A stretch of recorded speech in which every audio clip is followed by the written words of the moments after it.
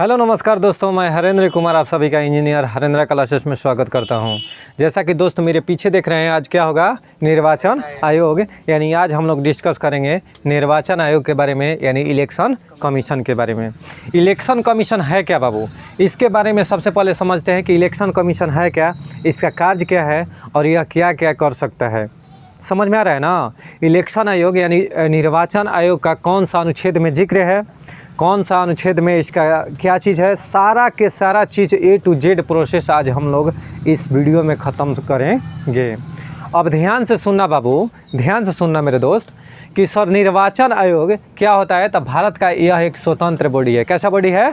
स्वतंत्र बॉडी है। यानी कहने का मतलब है कि यह एक स्वतंत्र आयोग है। कैसा है? स्वतंत्र।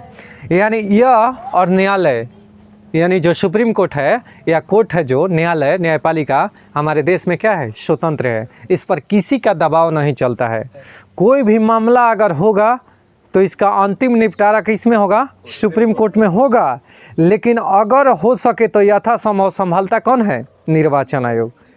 समझ में आ रहा है ना। ये कोशिश करेगा कि हाई लेवल मैटर तक भी अपने अंडर में समझा दें, सुलझा दें। अगर ज़्यादा मामला बिगड़ गया तब उसको सुप्रीम कोर्ट के लिए दरवाज़ा खटखटाना पड़ता है, वरना यही संभाल लेता है। कौन सा? निर्वाचन आयोग। समझ में आ रहा है ना। अब ध्यान से देखना कि निर्वाचन आयोग के बारे में आज हम लोग सुनिए ध्यान से। निर्वाचन आयोग क्या है बाबू? तो सबसे पहले तो बात करते हैं कि निर्वाचन आयोग की स्थापना, निर्वाचन आयोग के भारत में निर्वाचन आयोग का स्थापना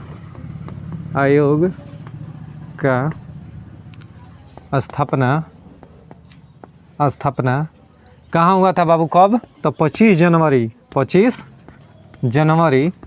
1950 को। कब बाबू? 25 जनवरी 1950 को हुआ था। यानी बाबू कहने का मतलब है कि भारत में निर्वाचन आयोग का स्थापना कब हुआ था? 25 जनवरी 1950 को हुआ था। समझ में आ गया यहाँ तक। अब देखना, इसीलिए 25 जनवरी को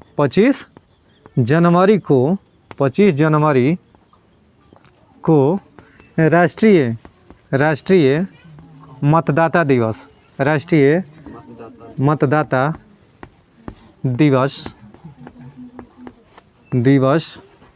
के रूप में मनाया जाता है। समझ में आ रहा है क्या? ध्यान से देखना। अगर पूछे बाबू, यह क्वेश्चन पूछा हुआ है कई बार पेपर में कि निर्वाचन आयोग की स्थापना कब हुआ था, तो 25 जनवरी 1950 को। 25 जनवरी को राष्ट्रीय मतदाता दिवस मनाया जाता है, यानी voter day, national voter day. यानी राष्ट्रीय मतदाता दिवस कब मनाया जाता है बाबू? 25 जनवरी को। कोई दिक्कत? अब निर्वाचन आयोग के सर कैसा है? तो निर्वाचन आयोग, ध्यान से सुनिएगा, निर्वाचन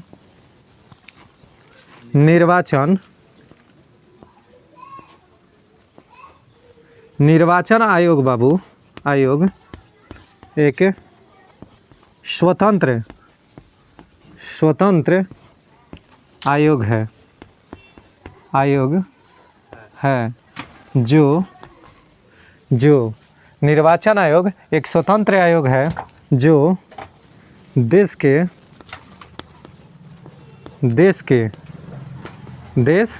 के ध्यान से सुनना, जो देश के लोकसभा, राज्यसभा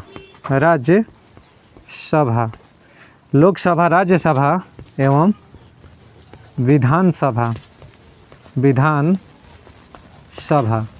लोकसभा, राज्यसभा और विधानसभा का निर्वाचन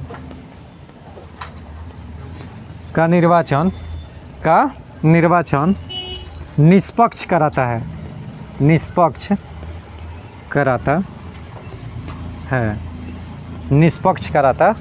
है। देख बाबू, ध्यान से समझना आज तो कहानी तनी, ठीक है, हमारी अधूरी कहानी। आ जाओ बाबू।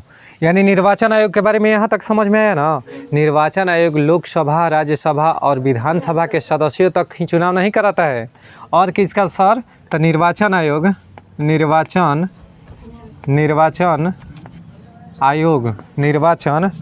आयोग किसका किसका चुनाव कराता है बबुआ? तो निर्वाचन आयोग राष्ट्रपति एवं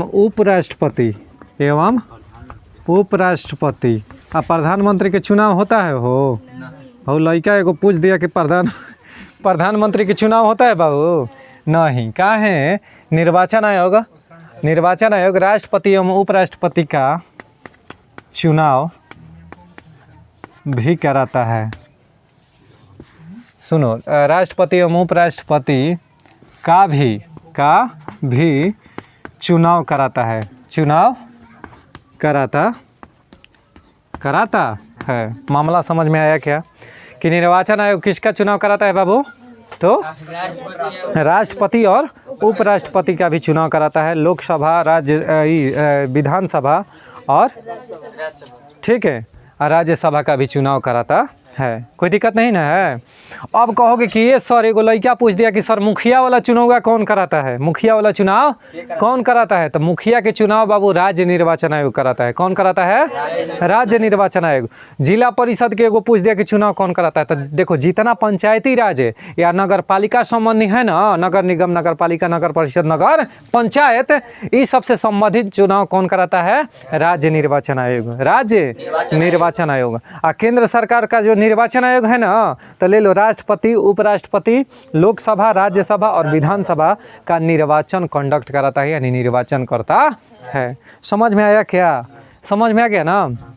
और सुनना कि निर्वाचन आयोग का जिक्र बाबू पूछ दे कि कौन सा अनुच्छेद में है, तो निर्वाचन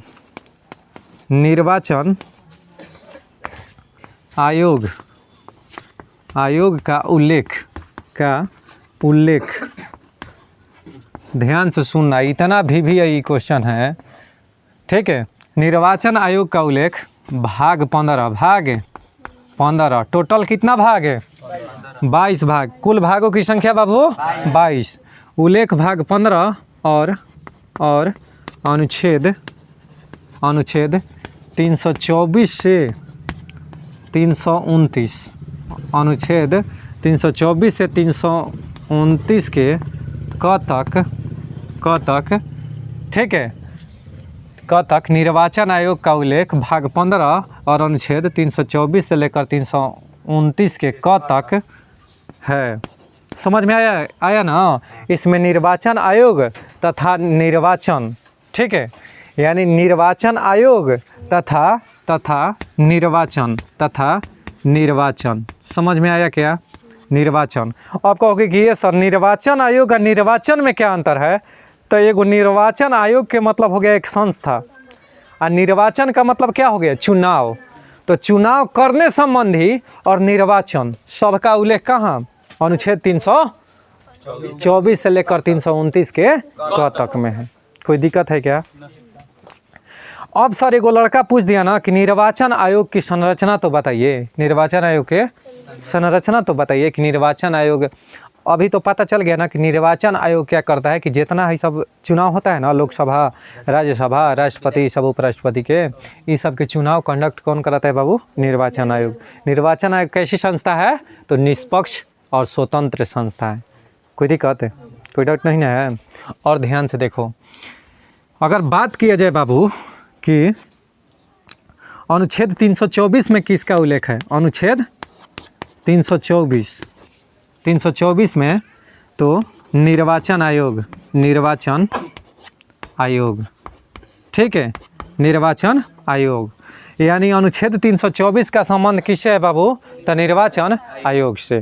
ठीक है, देखो अनुच्छेद 324 में निर्वाचन आयोग, यानी निर्वाचन आयोग के इसमें उल्लेख है। अब निर्वाचन आयोग क्या करेगा? तो निर्वाचन के लिए दिशा निर्देश को जारी करना करना निर्वाचन आयोग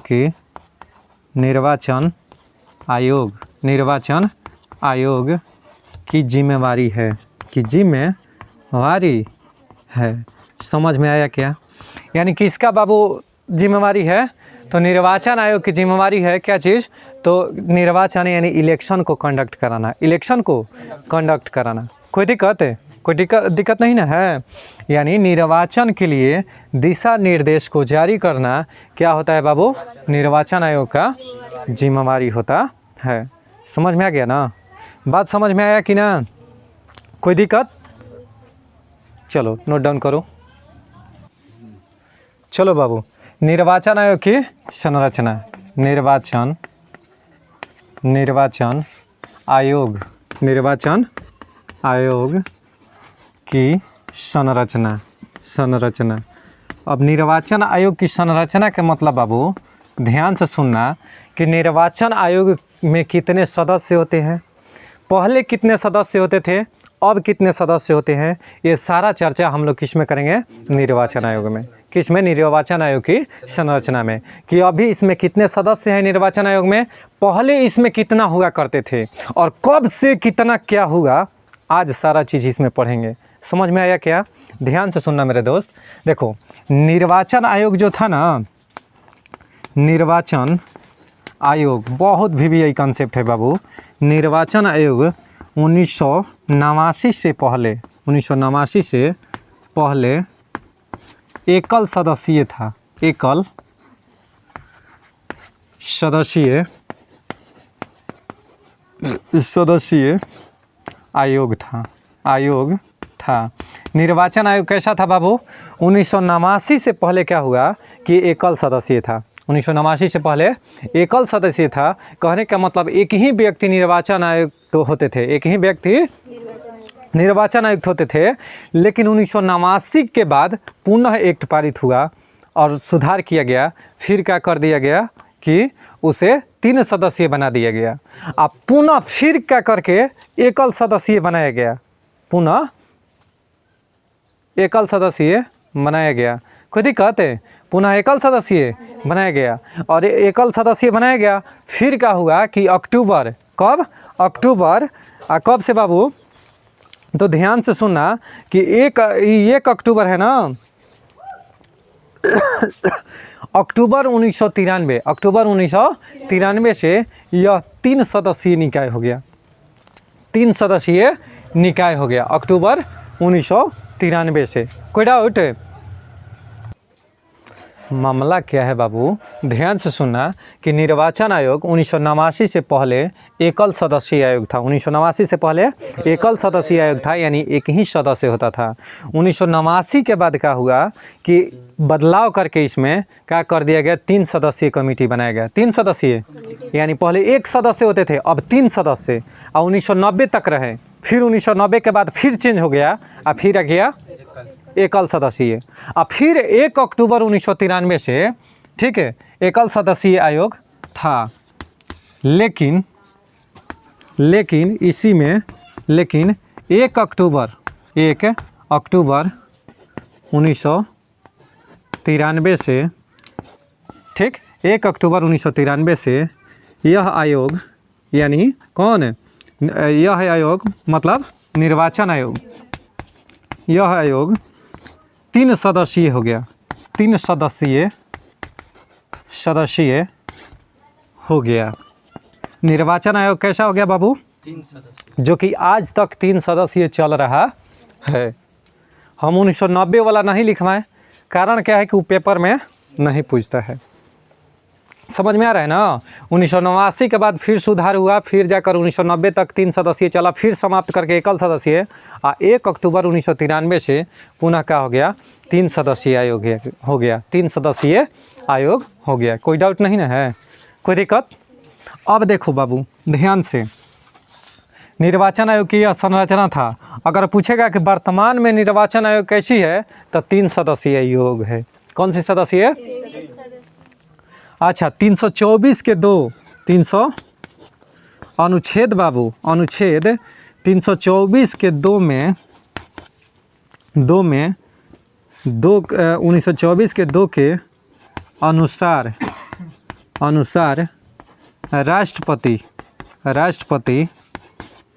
राष्ट्रपति निर्वाचन आयुक्त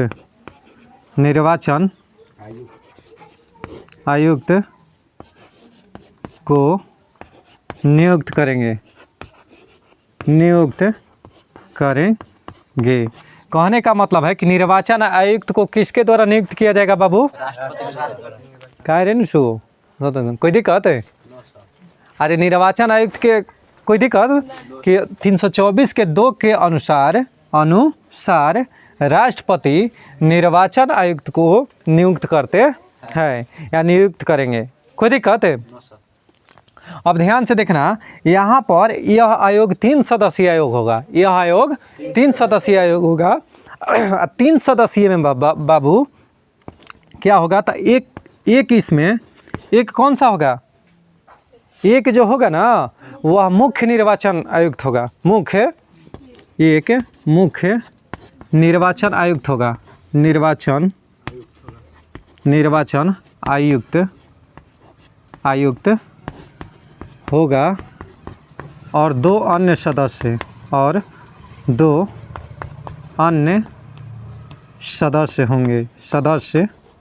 होंगे। समझ में आया क्या?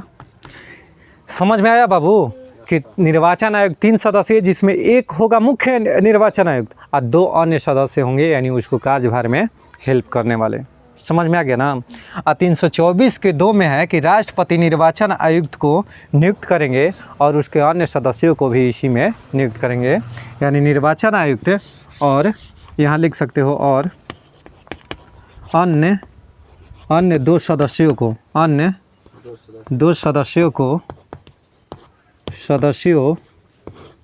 भी नियुक्त करेंगे। अनुच्छेद कितना में है बाबू? नियुक्त करेंगे अनुच्छेद 324 के 2। ठीक। अब बाबू अब जानते हैं कि निर्वाचन आयोग का कार्यकाल, निर्वाचन आयोग के कार्यकाल की आयोग के सदस्यों के कार्यकाल। ठीक है, कोई दिक्कत? निर्वाचन आयोग के सदस्यों का कार्यकाल 6 वर्ष या 65 वर्ष होता है। 6 वर्ष या 65 वर्ष। अब ये सर का बोल दिए 6 वर्ष या 65 वर्ष। सर इसका मतलब बताइए। देखो बाबू 6 वर्ष या 65 वर्ष का मतलब आज समझ लेना ध्यान से कि कार्यकाल जो होगा 6 वर्ष। जैसे मान लो मेरा एज हो रहा है, अभी मेरा एज 61 वर्ष हो रहा है। कितना? माना कि मेरा एज कितना हो रहा है? 61। ऐसे एक्चुअल में 1 हटा दो इधर तो 16 वर्ष का हो रहा है। समझ में आ रहा है ना? तो माना कि मेरा एज कितना हो रहा है बाबू? 61 वर्ष। कितना? 61 वर्ष। अब हम क्या बोलते हैं कि निर्वाचन आयोग के सदस्य नियुक्त होते हैं। निर्वाचन आयोग के सदस्य निर्वाचन आयोग के सदस्य निर्वाचित होना चाहते हैं। तो जब निर्वाचित होना चाहेंगे बाबू निर्वाचन आयोग के सदस्य, तब क्या होगा? बाबू ध्यान से सुनना। जब निर्वाचन आयोग के सदस्य अगर निर्वाचित हो गए तो तुम्हारा रिटायर कितना पर? 65 वर्ष पर। इधर ध्यान दो, तुम रिटायरमेंट करोगे 65 वर्ष पर, रिटायर हो जाना है ना वो। तो अब तुम कितना साल 6 जोड़ोगे तो 7 और 6, और जबकि रिटायरमेंट होना है 65 वर्ष, तब तुम कितना तक शासन करोगे? 4 साल। 4 साल बाबू सेवा दोगे ना।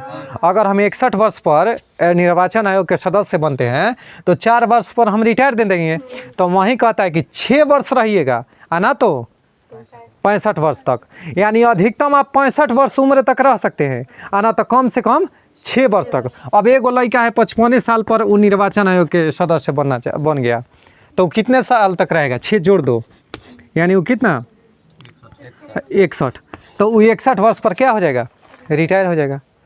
यानी वो अधिकतम उसका कार्यकाल कितना? 6 वर्ष या 65 वर्ष। अगर देर से बनता है तो काहे ना 2 साल बने। मान लो हम 64 साल पर निर्वाचन आयोग के सदस्य बनते हैं तो हम 1 साल में सेवानिवृत्त हो जाएंगे। 1 साल में सेवानिवृत्त हो जाएंगे। तो यही अर्थ होता है कौन सा? कि 6 वर्ष या 65 वर्ष का। समझ में आ गया ना। जो भी पहले हो, वर्ष होता है वर्ष, जो भी पहले हो, जो भी पहले हो। नहीं, फिर तुम नहीं समझी। अब से ध्यान से देखो, कहने का मतलब हुआ, आप भी वीडियो में देख रहे हैं भाई साहब, तो आप भी ध्यान दीजिएगा, ठीक है। देखिएगा ध्यान से कि 6 वर्ष या 65 वर्ष, 6 वर्ष या 65 वर्ष। कहने का मतलब बाबू कि अगर हम निर्वाचन आयोग के सदस्य बनते हैं, आज मेरा उम्र 50 वर्ष है, आज मेरा उम्र कितना है 50 वर्ष है, तो हम अगर निर्वाचन आयोग के सदस्य बनते हैं तो कितने साल तक रहेंगे पद पर? 56 साल तक, यानी 56 वर्ष में हम क्या कर जाएंगे? रिटायर कर जाएंगे। या अगर कोई व्यक्ति 62 साल पर निर्वाचन आयोग के सदस्य बनता है, कितना वर्ष पर? तो उसमें 6 जोड़ो, 65 तक उसको रहना है। तो 62 वर्ष के तो वो खुद है, और 3 साल वो सेवा देगा, उसके बाद में सेवानिवृत्त हो जाएगा। यानी 65 उसका जे भी पूरेगा उसको हटा दिया जाएगा कि आप रिटायर दीजिए, क्योंकि आपका 65 वर्ष हो गया। 6 साल नहीं, 65 वर्ष, 6 वर्ष या 65 वर्ष। हम वही तो बता रहे हैं कि अगर कोई व्यक्ति देर से बना, जैसे मान लो 62 साल पर बना था, 62,000 65, तो उसको 6 साल, 62,066 ना, अब 62 65, यानी वो 3 साल ना सेवा देगा। अधिकतम कितना? 3 साल। अब बाबू अनुच्छेद, अब बात करते हैं अनुच्छेद 324 के 5, अनुच्छेद 324 के 5। अब अनुच्छेद 324 के 5 में क्या है बाबू कि निर्वाचन आयुक्त के सदस्यों के पदों से हटाना, निर्वाचन आयुक्त के सदस्यों को पद से हटाना, ठीक है। कितना में है? अनुच्छेद 324 के 5 में। इसमें क्या है कि निर्वाचन आयोग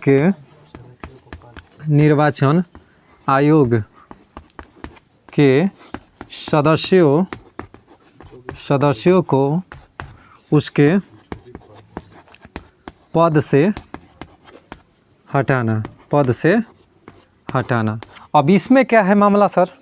आखिर पद से उसको किसके द्वारा हटाया जा सकता है? तो ध्यान से देखना, ध्यान से देखना। निर्वाचन आयोग के सदस्यों को, निर्वाचन आयोग के सदस्यों को निर्वाचन आयोग के सदस्यों को सर्वोच्च न्यायालय के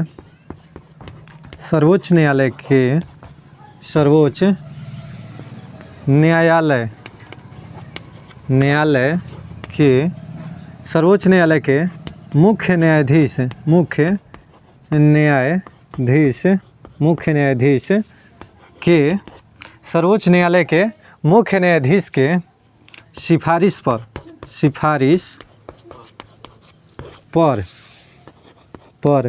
राष्ट्रपति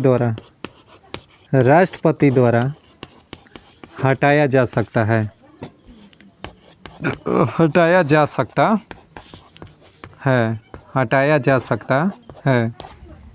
यानी कहने का मेरा बाबू मतलब है कि निर्वाचन आयोग के सदस्यों को सर्वोच्च न्यायालय के मुख्य न्यायाधीश के सिफारिश पर हटाया जा सकता है। किसके द्वारा? राष्ट्रपति के द्वारा। नियुक्त करेंगे राष्ट्रपति, हटाएंगे कथी कहते हैं? ठीक है, हाँ। लेकिन कब से? जब से मुख्य न्यायाधीश नहीं चाहेंगे तब से उनको हटाया नहीं जा सकता है। कोई दिक्कत है? अब देखना, निर्वाचन आयोग हो गया, अनुच्छेद ये तो हो गया। अगला है बाबू कि अनुच्छेद 326, अनुच्छेद 300 देखो, अनुच्छेद 324 के 5 था ना, अगला है अनुच्छेद 326। ध्यान से सुनना, अनुच्छेद 326 के बारे में बात करें तो वयस्क मताधिकार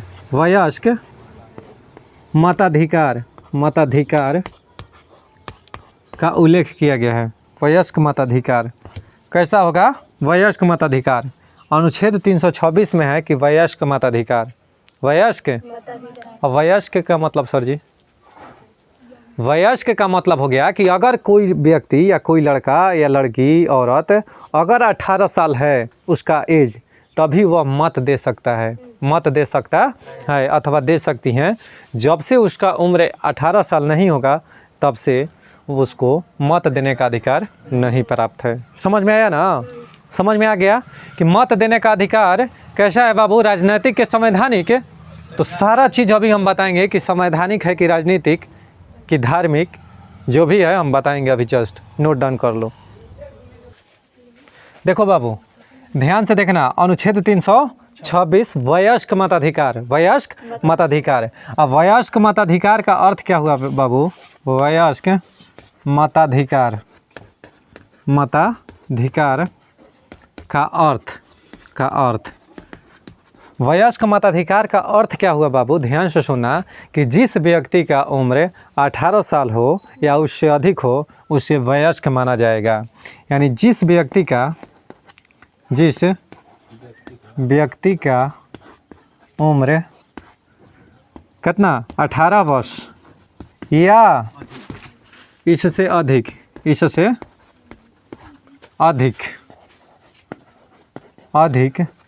हो उसे वयस्क माना जाता है, वयस्क माना जाता है। यानी अनुच्छेद 326 में कहा गया है कि अगर किसी व्यक्ति की उम्र जो है 18 वर्ष या उससे अधिक होगा तो वह व्यक्ति कैसा होगा बाबू, वयस्क होगा। कैसा होगा, वयस्क होगा। कोई डाउट नहीं ना है, समझ में आ रहा है ना सारा चीज़। अब ध्यान से सुनो कि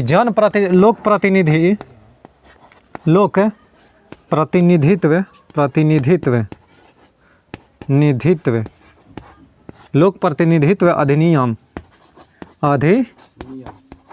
1951 के द्वारा 1951 लोक प्रतिनिधित्व अधिनियम 1951 के द्वारा क्या किया गया बाबू, ठीक है। मत देने का जो अधिकार है ना, मत के अधिकार को वैधानिक अधिकार प्राप्त किया गया। यानी मत देने का अधिकार जो है के द्वारा मत का अधिकार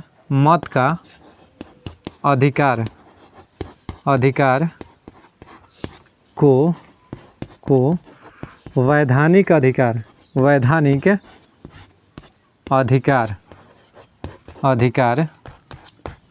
प्राप्त हुआ। ध्यान से सुनना, मत का अधिकार कैसा अधिकार है, वैधानिक अधिकार है। यह आपका क्या बोलते हैं कि मौलिक अधिकार नहीं है, नहीं यह ये धार्मिक अधिकार है, ठीक है। यह धार्मिक अधिकार नहीं है।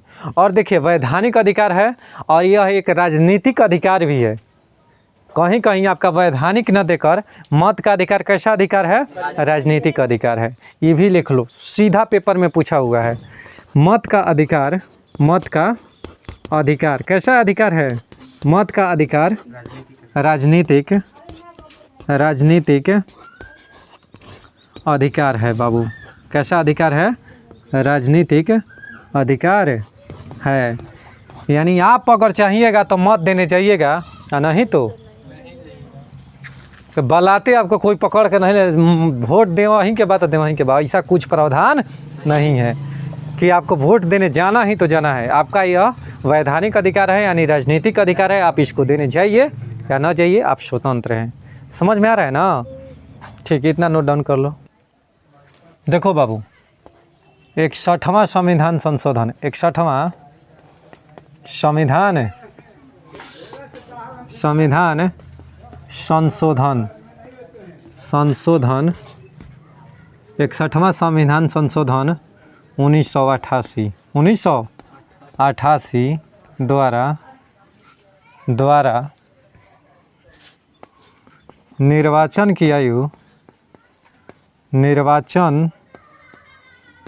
में मत देने की, मताधिकार की आयु, ऐसे ही ना लिख देंगे, निर्वाचन में मताधिकार की आयु, मताधिकार की आयु ठीक है 21 वर्ष से घटाकर 21 वर्ष से घटाकर 18 वर्ष कर दिया गया, 18 वर्ष कर दिया गया, ठीक है। 18 वर्ष कर दिया गया। यानी बाबू मताधिकार की आयु 61वां संविधान संशोधन 1988 के द्वारा निर्वाचन में मताधिकार की आयु 21 वर्ष से घटाकर कितना कर दिया गया? 18 वर्ष। पहले इसका आयु कितना हुआ करता था बाबू? 21 वर्ष। कितना? 21 वर्ष। कोई दिक्कत है? अब देखो ध्यान से, कब देखो ध्यान से, अब देखो ध्यान से कि अब आगे क्या हुआ सर। तो अगर तुमसे कहेगा ना कि पंचायती राज, पंचायती निर्वाचन का उल्लेख कितना में है बाबू? 243 के में, 243 के में है। ठीक। ई नगर पालिका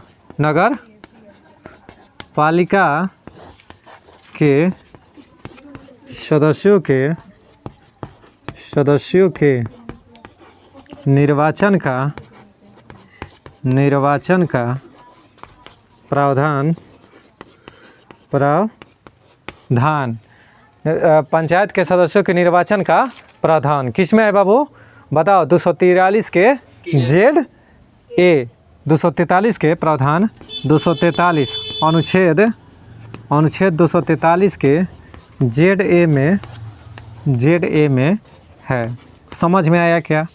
यह हमेशा आए दिन क्वेश्चन पूछा करता है। ठीक ना? ये सब क्वेश्चन एकदम मोस्ट भी यही है, एकदम मलाई मारल है, पेपर में आना ही आना है। देख बाबू, 61वां संविधान संशोधन, 61वां संविधान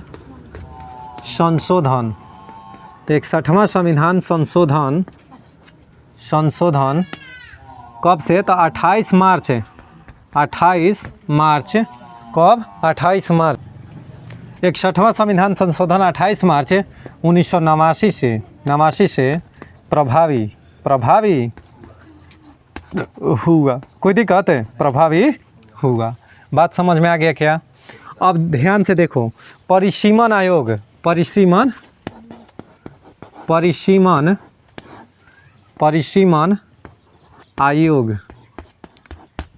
की स्थापना 1952 ईस्वी में हुआ। परिसीमन आयोग का गठन 1954 लिखा गया है क्या? ठीक है। परिसीमन आयोग का गठन 1952 में पहली बार हुआ था। कब हुआ बाबू? 1952 में। अब परिसीमन आयोग, एक लड़का पूछा कि सर परिसीमन आयोग होता क्या है, इसका कार्य क्या होता है और भारत में यह कितने बार गठित हुआ? यानी परिसीमन आयोग बाबू भारत में कितने बार गठित हुआ, इसके बारे में आज हम लोग बहुत बढ़िया से चर्चा करेंगे। देखो, परिसीमन आयोग क्या करता है कि प्रत्येक 10 साल पर जो जनगणना होता है ना, प्रत्येक 10 साल पर जनगणना होने के बाद निर्वाचन क्षेत्रों का निर्धारण किसके द्वारा किया जाता है? परिसीमन आयोग के द्वारा किया जाता है। क्वेश्चन पेपर में पूछा होगा। ठीक है कि परिसीमन आयोग का कार्य क्या है बाबू? तो परिसीमन आयोग क्या करता है कि प्रत्येक 10 वर्ष के उपरांत जो जनगणना होता है ना, जनगणना के उपरांत निर्वाचन क्षेत्रों का निर्धारण करना। निर्वाचन क्षेत्र के जानते हो कि सीटों का बंटवारा on the basis of population होता है। कहने का मतलब है कि जनसंख्या के आधार पर सीटों का बंटवारा होता है। समझ में आ गया ना? तो यह किसके द्वारा होता है? तो परिसीमन आयोग के द्वारा होता है। समझ में आ गया ना कि एक चीज़ है, ध्यान से सुनो। परिसीमन आयोग का गठन 1952 में पहली बार हुआ था। पहली बार गठन कब हुआ था? 1952 में परिसीमन आयोग का। परिसीमन आयोग का कार्य क्या है बाबू? तो परिसीमन आयोग का कार्य, ठीक है। परिसीमन आयोग का कार्य, इसका कार्य क्या है सर? तो यह प्रत्येक जनगणना यानी 10 वर्ष बाद यानी यह प्रत्येक जनगणना 10 वर्ष बाद की समाप्ति, प्रत्येक जनगणना के समाप्ति के बाद निर्वाचन क्षेत्रों का क्षेत्रों का निर्धारण करना तथा सीटों का बंटवारा